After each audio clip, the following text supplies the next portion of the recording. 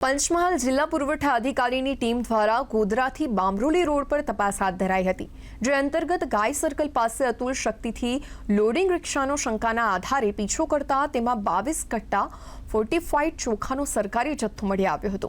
જે અંગે રિક્ષા ચાલકને પૂછપરછ કરતા આ ચોખાના કટ્ટા ગોધરા તાલુકાના છબનપુરમાં આવેલા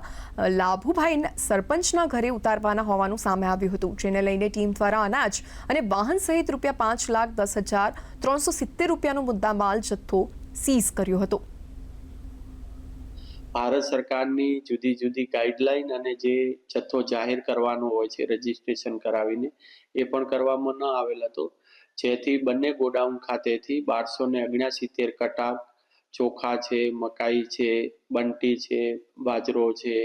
કોદરા છે જેવી જુદી જુદી જણસીઓને જપ્ત કરવામાં આવેલી છે। તેમજ જે ચોખા હતા એ ચોખા પણ જપ્ત કરી અને હાલ ગોડાઉન ખાતે સાચવવામાં મૂકેલ છે। ગતિસરની જે તપાસ છે કાયદેસરની એ તપાસ હાથ ધરી છે અને